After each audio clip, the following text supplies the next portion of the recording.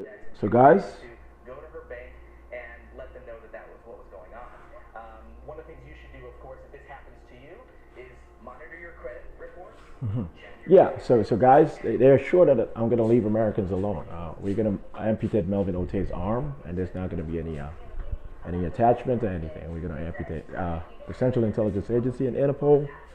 I've consulted with the judges in the sentencing guidelines and negotiations with Melvin Ote. We're gonna have his arm amputated. All right.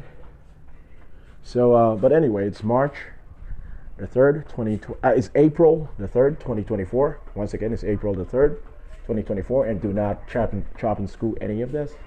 We are warning you guys in advance. We want you guys completely humble. They said he really thinks he gets whatever he wants. I haven't gotten anything I want yet based on what you guys have communicated. Just patience. But anyway.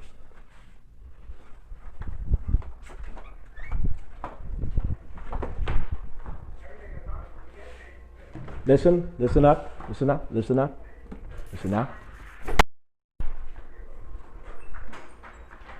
We're gonna amputate Melvin Ote's arm. And speaking of the Central Intelligence Agency and Interpol, not me directly, obviously, but I'm gonna sign off on doing so. I'm gonna endorse the order. Do you guys understand?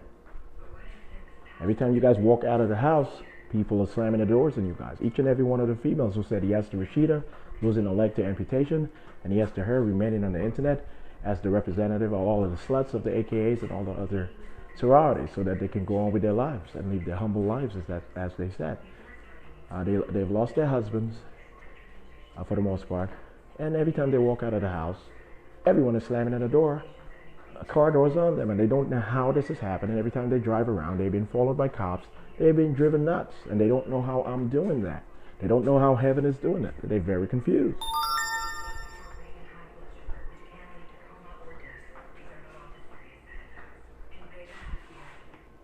So they're all gonna have my children, all 3,000 daughters of mine, wives of mine in heaven, original daughters.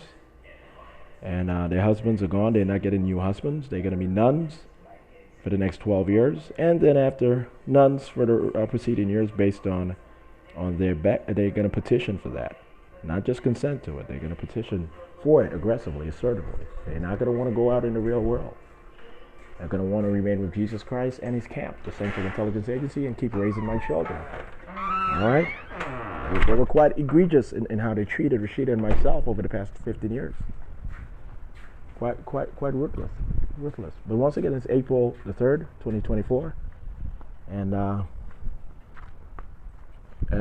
McGann and Murder, whatever his name is. You guys see the popular guys on the popular convict, the white man. He's very pasty looking, blonde.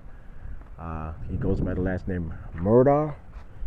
And he was convicted of having murdered his wife and child or something of that nature. That was just a cover-up. He was the individual who instructed LeBron James murder the young girl just to get that situation out of the way. They just did not want to deal with rape accusations all over the place in Cleveland. And because they promised LeBron James a championship in Cleveland, and the only way was to say that the community of Cleveland is so saddened that LeBron James got in a gang fight and he accidentally killed a young girl, and he has to say that this is for Cleveland, and he has to cry and this. That's enough. I arrested Murder. I arrested him. I had him embarrassed in front of the world. He's in the process of having his leg completely re-amputated, and he's going to order the amputation of LeBron James's arm and the paralyzation of LeBron James into a wheelchair permanently. And he's going to free Rashida Williams as my custodial wife. He's going to say custodial wife, but that does not exist to me. But she's going to be under my custody as lead Central Intelligence agent and officer. All right. So I'm going to be able to walk her into heaven, and she's going to regenerate her injuries as well as those of our daughter together, our biological daughter together. And yes, it is my daughter. Trust me. That's my daughter. That's my biological daughter, Keisha Williams. That's my biological daughter. I'm not joking around with you guys. So this is what's going on right now. So everyone has been caught. Rashida Williams, so she's going to be on a 500-year vacation on this planet with me. She's going to be at my side at all times. Once again, she's going to be on a 500-year vacation here with me on Earth, with us walking back and forth into heaven, hand in hand each time. That's protocol, and consistently. And but she's going to be on a vacation with my, as well as my household. We are going to bring in Menelik, Haile Selassie. That's eldest son, and he's my only anointed son, my only holy son. He's gonna be crowned God of a new universe that he's gonna create in 500 years. He's the oldest being, or oldest soul from Earth in this constellation. He's 1,400,000 years old. He's so much older than everyone else here, other than me. And so that's the reality. But but anyway. Gonna walk her into heaven, and all of the women involved, they don't know why the doors are slamming on them everywhere they go. They're on porn sites, government porn sites.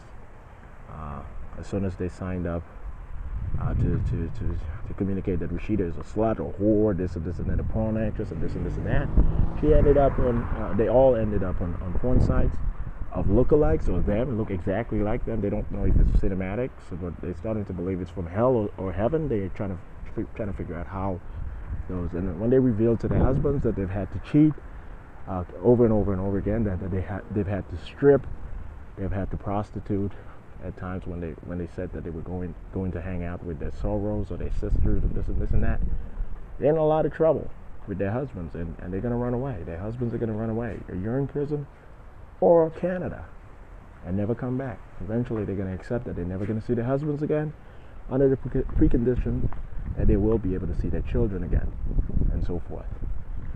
Alright? All 3,000 women, all across the country, the most gorgeous African American and white women and Asian women in the United States. I created their avatars. They are my wives in heaven. Alright? And you guys will now be able to figure them out. And not all of them are the most gorgeous, but for the most part. All right, our children are going to be handsome and quite speedy as genius, analytical genius, and genius-like analysts and auditors and agents.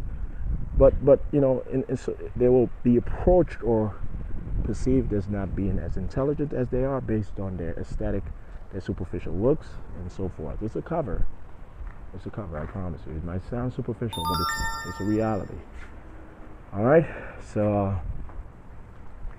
that's what I wanted to explain. Okay. James, she lost a leg a while ago, and amputated. Her leg was amputated. Okay, so she wants to kill everyone. She gets an opportunity to kill. She thinks she's a hired honcho for the Federal Bureau of Investigation. She really thinks that. But anyway, she's sure that every victory that I have, or every knockout that I appear to have, she thinks I'm playing a game. She thinks there's a counter, and I'm really just doing the right thing, and I'm not thinking about any games or any of that. Sometimes I might say, I just got you guys good. I just knocked you guys out just to keep them a bit mentally retarded, because we have all of humanity to worry about. But anyway, there's no sort of competition between me and anyone else. I promise you. I'm going to take my holy daughter in heaven, Rashida, to heaven. She's going to come back with a full name. She's my chief wife on earth. Okay, I promise you that she became my chief wife and angel on earth, and that became a designation, Queen of Earth in secret. So these folks messed up. All right, so these folks messed up badly. Don McGann is going to sit there and say he's going to act as if he's crying and so forth, as if he's scared, but he's never scared. Don McGann is never scared. He's always ready to fight, and he's going to defend white people to the very end, no matter what. He's going to get in the way of the prophecy of white people taking a foot back and allowing African Americans and the rest of the black community globally to be able to lead the world for the remaining 500 years. He's going to fight to the very end until they actually say, Don McGann, that's enough. We're going to keep you in a wheelchair, You're never going to see your children ever again, or you're never going to see your wife ever again. And either way, your wife is going to have magical children, at least one with Shawn, Dexter, John. Jesus Christ. Do you guys understand? So that's the reality. They said, why is everyone ending up in this sort of situation? And Shawn is still, he has 4 limbs. He's never lost an arm, a finger, anything. Never been shot, anything, other than the burn that he suffered as a 15-year-old in saving a house, saving a family home, his family home. It's because I was innocent. That's what they said they staged it, they rigged it and stuff because I was a bad kid. I was embarrassing white folks by getting all A's and memorizing all of the textbook. I was disrespectful to American customs of letting white folks be smart and letting African Americans be athletic. They said all of these things. It's not because of that, but that's one of the reasons. It's because I'm God. It's because I'm Jesus Christ. That's the reason why. And I explained why I don't die. I honestly did not die on the cross. I'm going to have to tell you guys right now. No one died on any cross. There was no such thing as crucifixion on any cross back then. I made all of that up. This is what happened. I was tortured by Judea for 15 years. Followed around and psychologically tortured. My daughter taken away from me. My wife, Rashida, taken away from me. She was Mary Magdalene. Okay, they found out that I was born in Egypt. And the folks in the government found out that I was Pharaoh, and they did not know that I was Yahweh. They just knew that I was Pharaoh, and a few knew that I was that I am Yahweh. So they tortured me all over Judea. I went to Antioch, parts of Greece. They tortured me all over there. I went to some of the islands and off the coast of Egypt and so forth. For 15 years, trekking around, doing my job, auditing on Judea, waiting for my rescue. Tortured, literally, crying on a daily basis for 15 years. Feeling at times as if I died, with folks in their minds stabbing me and shooting me with arrows. I had a box around me, an algorithmic box around me, split in dimension wherever I was, so nothing was actually penetrating me or actually hurting me physically, but I felt their hate, and I had to look as if I was being stabbed and killed. To them, they saw me being stabbed and killed and me healing after crying in excruciating pain. I had to watch the visual afterward and see what they saw, even though I knew essentially what they were saying. I knew in advance. So when I was in the cross, I was by myself, and I had ropes tied on my hands, and I just closed my eyes for 3 seconds. I went into a comatose for 3 seconds, and I went to sleep in a cave. And what they saw was that I was tortured on the cross, and there were 2 crosses next to me, with arbitrary figures, one named Barnabas and one named whatever the hell else his name was, and whatever name we gave to that character.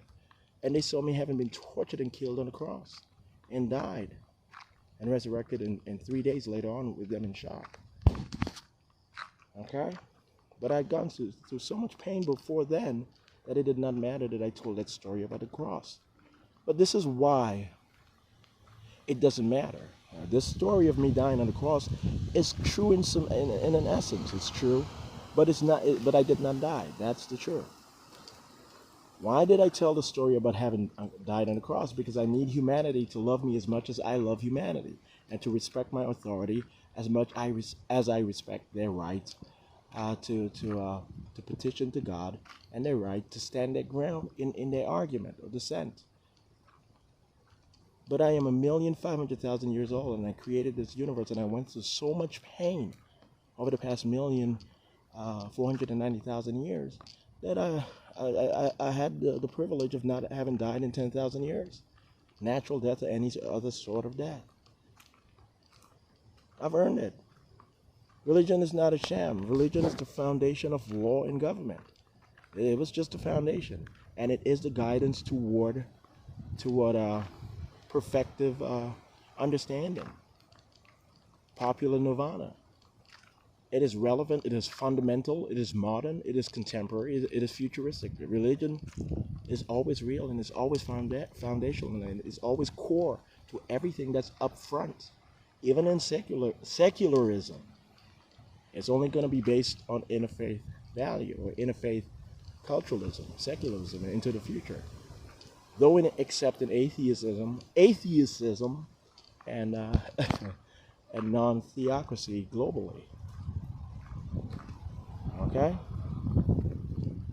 so I got eaten alive, and I'm not speaking as a woman, you know, receiving oral sex. No, not that. I was eaten alive to death by predators, as always the prey, the male prey protecting my flock. For 3,000 times over the, over the preceding 1,400,000 years, preceding the early 1,400,000 years, for the most part. 3,000 times. I was burnt alive 3,000 times in being hit by an asteroid and burning alive with the dinosaurs on 3,000 planets that I traversed the preceding 1,000,000 years, the early 1,000,000 years. Burnt alive to death, excruciating pain, yelling as the mammal, the only mammal, running around trying not to get eaten, trying to find a mate, trying to find some. I magically appeared on each planet, just magically out of thin air. My soul just transferred to the next planet, and I magically appeared as the first mammal of that particular planet. And then so after I burnt alive with the dinosaurs, those my original children that offsprung from me, as a microorganism and so forth, and they magically appeared and so forth. My daughters, I was able to reappear and procreate. Okay, on each 3,000 life-giving planets in this in the original constellation that became the core of this universe, became the governing sector over this universe. Okay, so it's an intersection between the high universe and this universe. My constellation, my original Earth and constellation, is now what we call the second dimension, the realm of blue immortals. Okay, I've taken some from Earth and from this dimension of Earth, and I've taken them up to my blue, my second dimension. Anyway, okay, so religion is not a sham, and I'm not a sham at all. I am honestly God. I'm honestly here to do the right thing. And sometimes that might sound a bit tough, but I'm honest, and I'm always doing the right thing, and for the right purpose, and for the right people. And that usually is for all people, but I do have to address criminality, and I do have to punish as needed. Okay, so I'm going to rescue Rashida Williams, and I'm going to rescue our daughter together. And this was the last interruption ever, and hopefully she remains completely humble and waiting the 2-3 weeks to be able to walk into heaven with me and be cured from the hell that we've had to endure, and never questioning my love for her ever again. My love and respect for her ever again. Guys, I'm gonna take a walk to the fast food restaurant. I might purchase something at the store and so forth. But I'm gonna take a walk to the fast food restaurant. I'm gonna sit there, transcribe. I'm gonna author the work complaint or the what I've explained earlier, and so forth. All right. I'm gonna have to finish shaving my hair. I actually shaved my facial hair today, this morning.